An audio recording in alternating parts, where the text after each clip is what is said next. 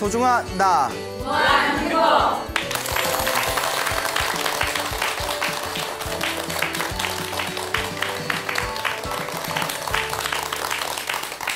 예, 만나서 반갑습니다. 반갑습니다. 예, 광우 스님입니다. 오늘 여러분들 이렇게 만나게 돼서 너무 반갑습니다. 얼마 전에 전화가 왔어요. 우리 소나무 애청자인 분께서 전화를 주셨는데 너무나 신비하고 재미난 이야기를 해주셔서 저도 전화 상담하다 배를 잡고 웃고 너무 신기해가지고 이거 소나무에 꼭 소개해야 되겠다. 강릉에 살고 계시는 분이세요. 강원도 강릉에 살고 계시는 보살님께 전화가 왔는데 지금 연세가 51살이라고 하세요. 51살. 근데 딸이 하나 있는데 딸이 8살이래요. 예, 그러니까 늑둥이죠. 늑둥이. 눈에 넣어도 아파요, 안 아파요? 에이, 아프지 뭐. 아유, 거짓말. 눈에 넣어봐야 아프지. 예, 근데 이제 눈에 넣어도 안 아플 것 같을 정도로 이제 아주 예쁜 늑둥이 8살 딸이 있는데 요 딸이 몇 살이라고요? 8살. 소나무 광팬이래요. 제가 듣고 어이가 없어서 8살짜리가 여자아이가 소나무 내용을 이해하냐 했더니 몰라요. 요새 방학이라고 맨날 동영상 틀어놓고 하루 종일 그것만 보고 있어요. 이러는 거예요. 8살짜리가. 그래서 저도 좀 신기하다. 애가 참 대견하다.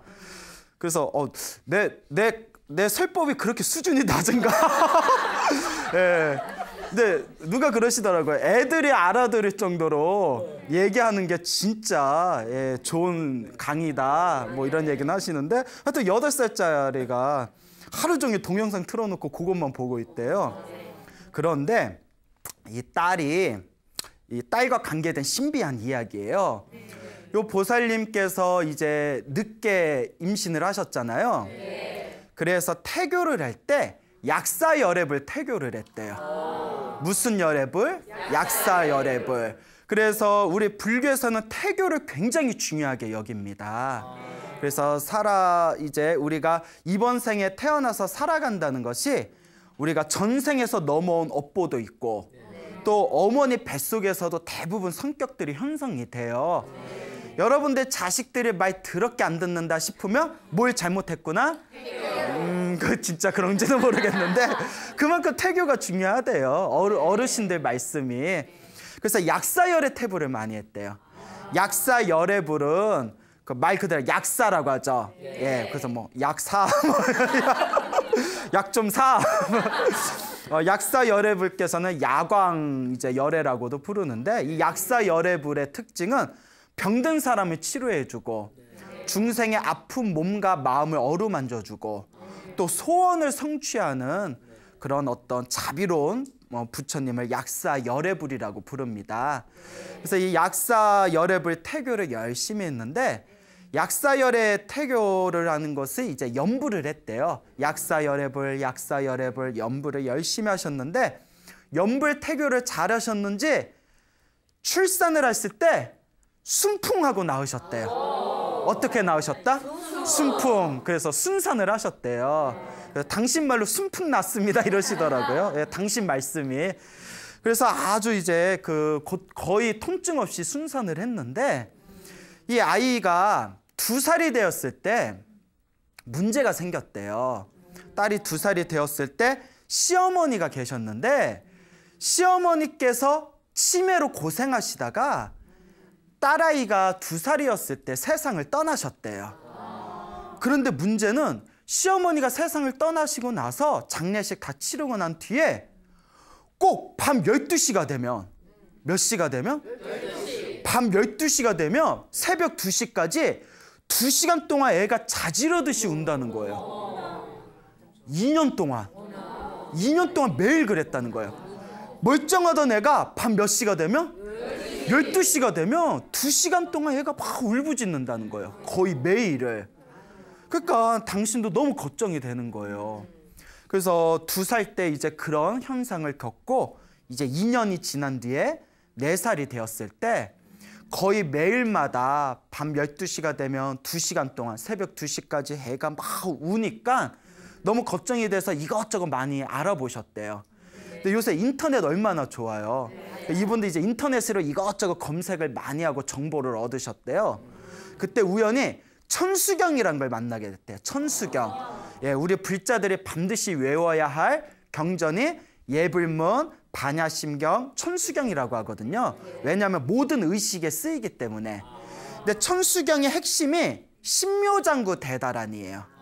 무엇이라고요? 예.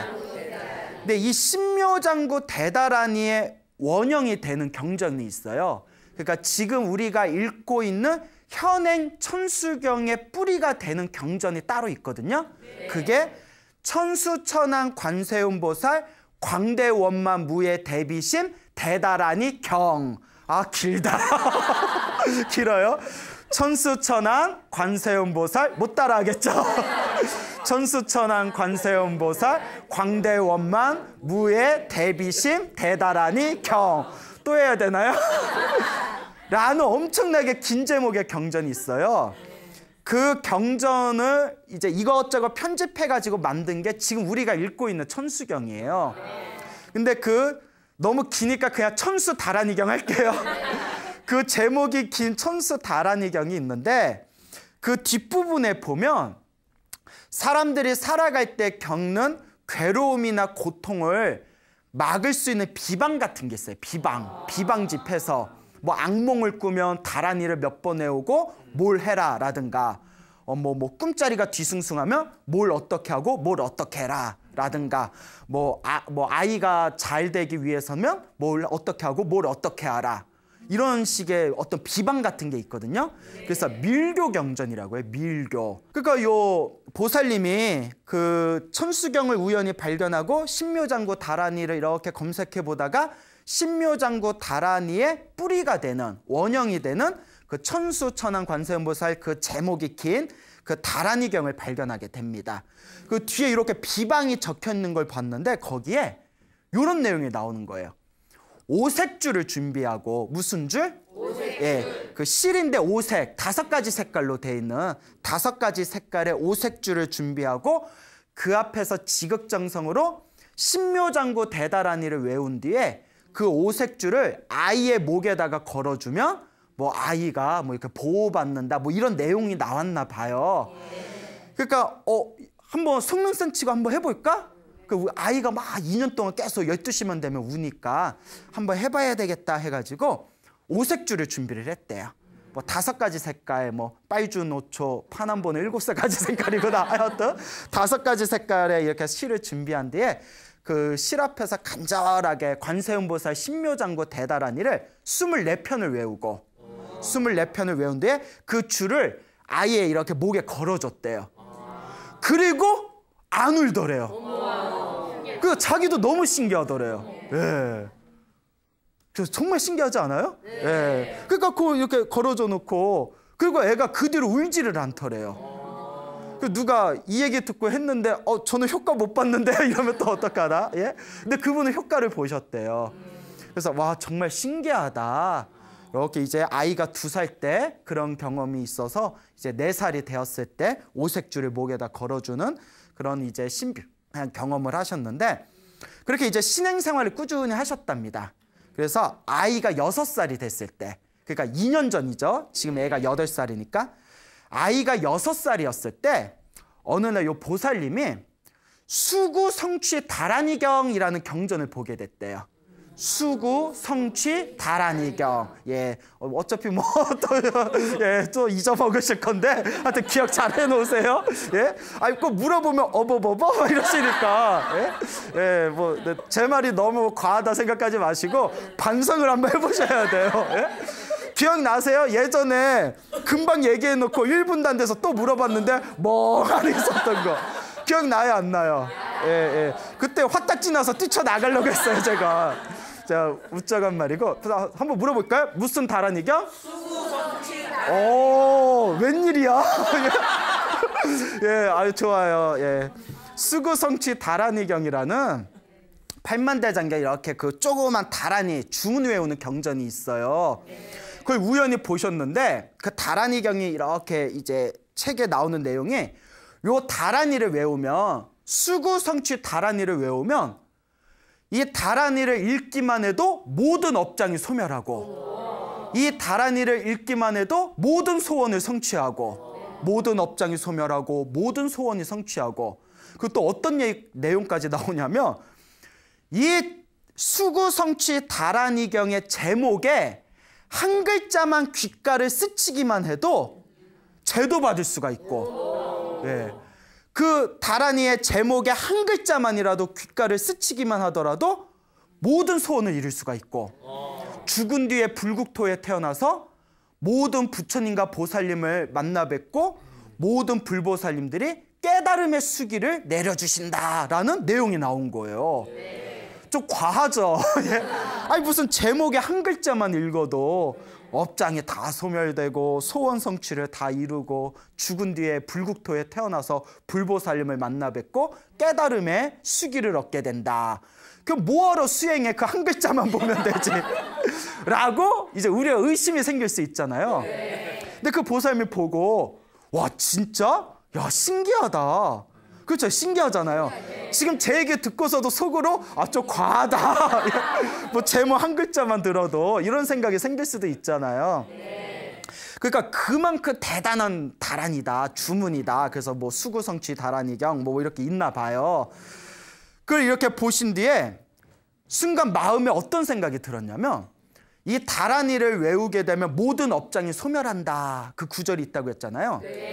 그분이 평소에 집에서 닭을 키우셨대요. 그러다 보니까 뭐 손님 오면 손님 잡대 할 때도 있고 여름에는 또 복날에 잡아먹을 때도 있고 또 이제 맥주 땡길 때 맥주하고 치맥 치킨에 맥주 착 이렇게 그러다 보니까 닭을 좀 많이 잡았대요. 본의 아니게 불잔데도 닭을 많이 잡아서 그것도 살생의 업보잖아요. 항상 양심의 가책이 느껴지고 죄책감이 느껴졌대요. 예. 그래서 제가 속으로 양심의 가책이 느껴질 정도면 뭐하러 잡아 사 먹지 내가. 그렇잖아요. 근데 그분이 착하신 거예요. 그분이 심성이 착하니까 닭을 잡더라. 어쩔 수 없이 닭을 잡을 때도 막 그게 양심의 가책이 느껴지고 죄책감이 느껴지시니까 항상 그게 미안한 마음, 죄 짓는 마음이 있었는데 수구성취 다란이경에 요 제목에 한 글자만 귓가를 스쳐도 모든 업장이 소멸하고 제도 받을 수 있고 죽은 뒤에 극락세계 불국토에 극락왕생한다 이러니까 이렇게 대단한 거면 속눈생치가 한번 읽어봐야겠다. 그렇죠? 우리도 이렇게 좋으면 효과가 있든 없든 속눈생치가 한번 읽어보면 하잖아요. 그래서 한번 읽어야 되겠다 하다가 옆에서 놀고 있는 6살 딸아이가 딱 눈에 밟히면서 한 글자만 귓가를 스쳐도 공덕이 있다는데 우리 딸아이 인연을 좀 심어줘야겠다. 그래서 이제 애가 6살인데 한글을 좀 뗐나 봐요. 요새 애들 다들 이제 한 6살 돼도 동화책 줄줄 읽잖아요. 애야 일로 와봐. 뭐 그러니까 뭐 왜 엄마 뭐 이랬겠죠.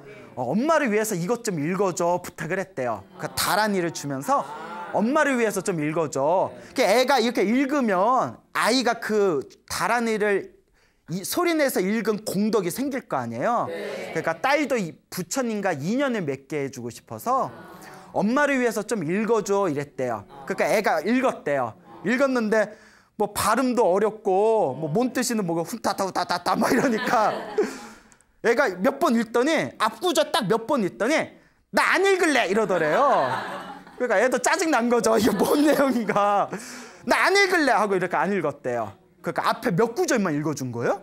엄마가 알겠어 하고 당신은 처음부터 끝까지 한 번 딱 읽고 딱 잤대요.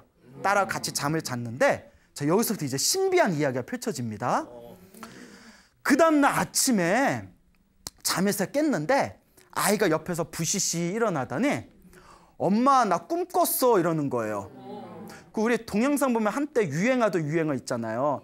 나 귀신 꿈 꿨어. 그거 있잖아요. 귀신 꿈 꿨다 뭐 이거 아시죠? 미안해요. 나 귀신 꿈 꿨다 뭐 그거 뭐. 근데 애가 부시시 일어나더니 엄마한테 그러대요. 엄마 나 부처님 꿈 꿨어 이러더래요. 엄마 나 부처님 꿈 꿨어. 그 엄마가 무슨 꿈 꿨어? 부처님 많이 봤어 이러더래요. 부처님 많이 봤어. 그래서 뭐 무슨 꿈 꿨는데 이러는데 애가 갑자기 근데 엄마 지장왕보살이 누구야? 이러더래요. 몇 살짜리가? 6살짜리. 지장왕보살이 누구야? 이러더래요. 근데 여러분 일반 불자들도 지장보살은 알아도 지장왕보살이라는 표현은 잘 안 써요. 요거는 중국 대만 쪽에서 쓰는 표현이거든요. 한국에서는 지장보살은 말 많이 들어봤어도 지장왕보살이란 말은 못 들어보셨죠? 애가 지장왕보살이 누구야? 이러더래요. 엄마가 깜짝 놀라서 그 지장보살님이야? 지장보살님. 아니 왜? 했더니 애가 꿈에서 지장보살님 손잡고 부처님 봤어 이러더래요. 꿈에서 지장보살님 손잡고 놀았어. 엄마가 깜짝 놀라서 엄마도 놀라잖아요. 아침부터 이게 웬 소리야? 예? 그래서 딸한테 꼬치꼬치 물어봤대. 그게 무슨 말이야? 자세히 말해봐 했더니 딸이 하는 얘기가 꿈에서 지장보살님이 자기 손을 잡고 빛이 가득한 세계에 자기를 데려갔대요. 빛이 가득한 세계에 들어갔는데 부처님도 엄청 많고 보살님도 엄청 많고 스님들도 엄청 많았어 이러더래요. 엄마가 계속 신기해서 물어보니까 애가 하는 얘기가 부처님도 많고 보살님도 많고 스님들도 많았는데 그중에 키가 큰 부처님이 한 분 계셨는데 키가 큰 부처님만 혼자서 금색이었어 이러더래요. 혼자만 금색이야. 그런데 옆에 있는 사람이 금색 있는 부처님을 가리키면서 아미타 부처님이시다 가르쳐줬어 이러더래요. 아미타불이시다. 엄마도 놀래잖아요. 6살 아이 입에서 어떻게 그런 얘기가 나와요. 그래서 좀 종이에 그려보라고 엄마도 얼이 빠져가지고 그러니까 애가 종이에다가 막 이렇게 색칠하면서 그리면서 막 설명을 하더래요. 생생하게. 그러더니 금색칠을 해놓은 그림에다가 이게 아미타불이야 이러는 거예요. 엄마가 황당해서 가만히 있다가 근데 지장왕보살인 줄은 어떻게 알았어? 물어보니까 애가 하는 얘기가 자기가 지장왕보살이래 이러더랍니다. 자기가 지장왕보살 뭐 그러니까 애가 알았겠죠. 그래서 엄마가 너무 놀래서 그래? 그래서 거기 지장보살님하고 뭐 했는데? 하고 이렇게 계속 물어봤대요. 그러니까 이 아이가 하는 얘기가 지장보살님이 빛이 가득한 세상에서 부처님, 보살님, 스님들 많은데 구경시켜주고 지장보살님 집에도 놀러 갔대요. 지장보살님이 집에 데려갔어 하면서 너무나 디테일하고 너무나 세밀하게 생생하게 설명을 하는데 도저히 자기 딸이지만 6살짜리 애가 할 그 말이 아니라는 거예요. 자기도 너무 놀래가지고 뭐라고 하냐면 지장보살님 집에 손잡고 놀러 갔는데 다 보석이야. 집도 보석이고 울타리도 보석이고 연못도 보석이야 이러더래요.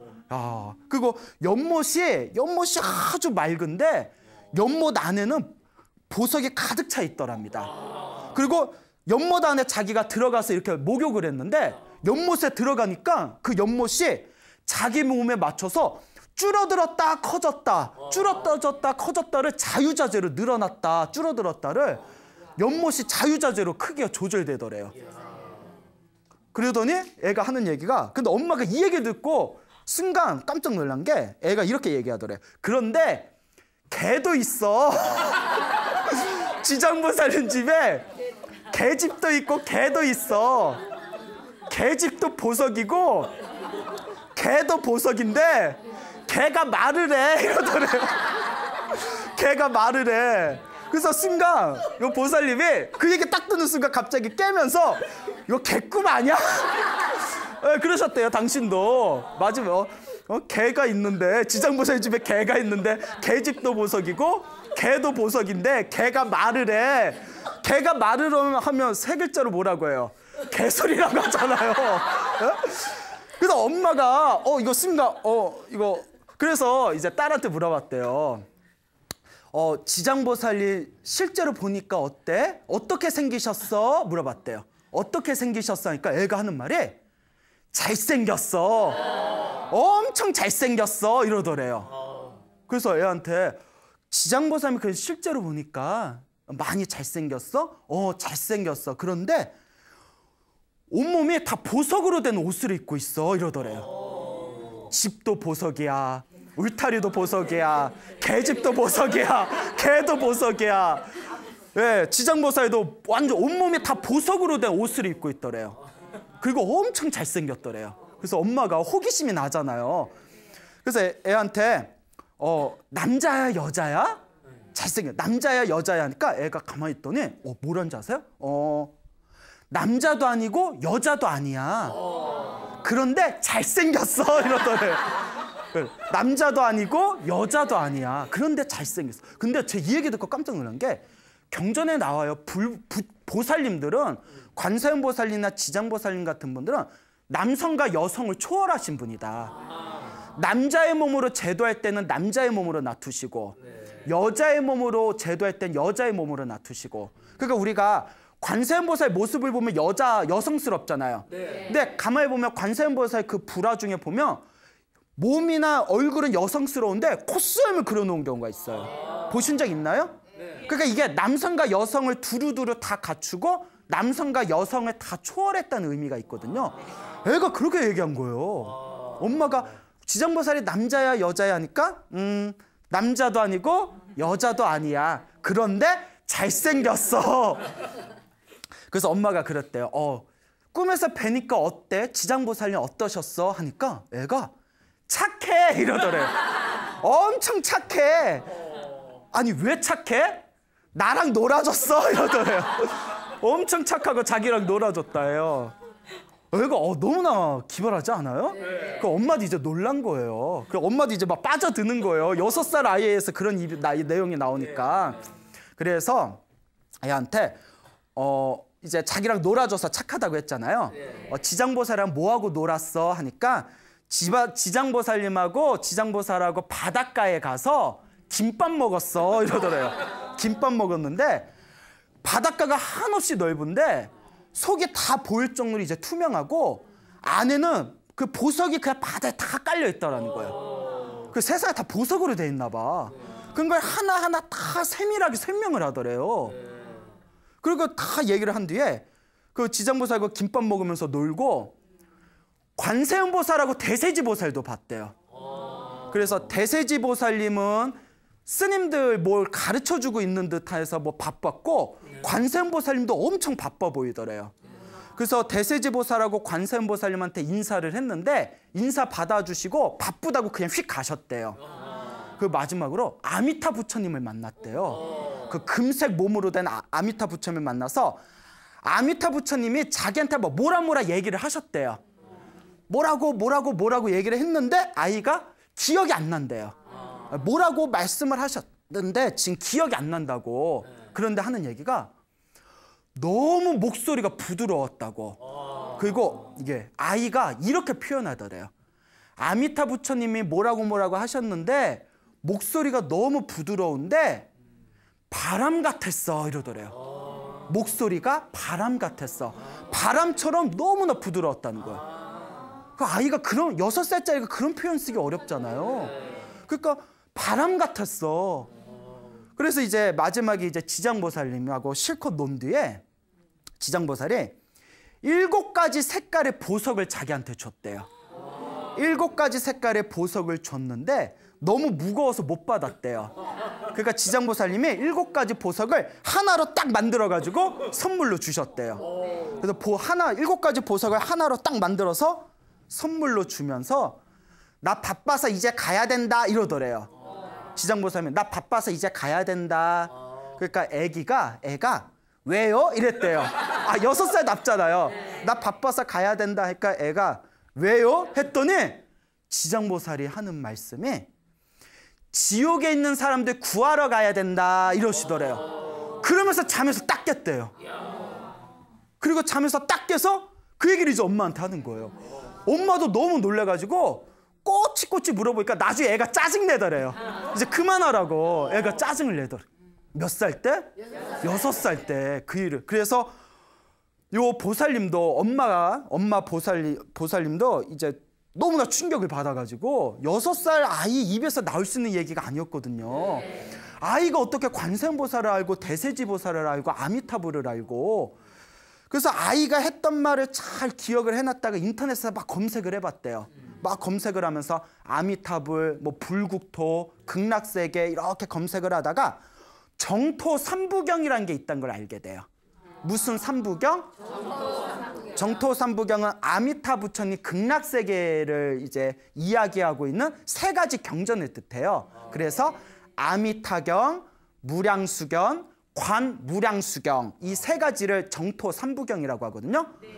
정토 삼부경을 검색해보고 그걸 이렇게 읽어보고 당신이 완전 충격받았다는 거예요.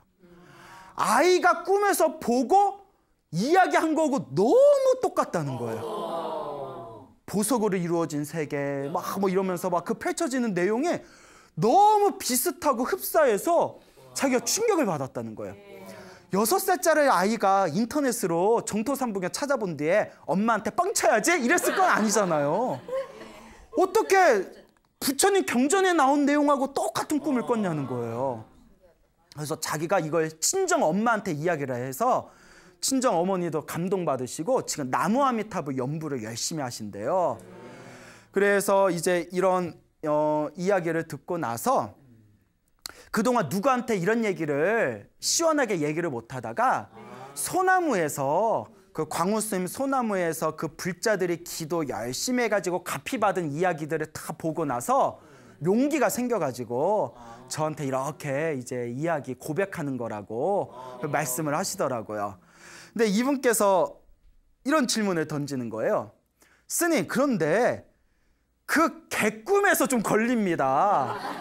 아니, 지장보살님 집에 개가 있다는 거에서 그리고 개가 말을 한다는 거에서 그게 하나가 저는 이해가 안 됩니다. 그게 걸리셨나 봐요.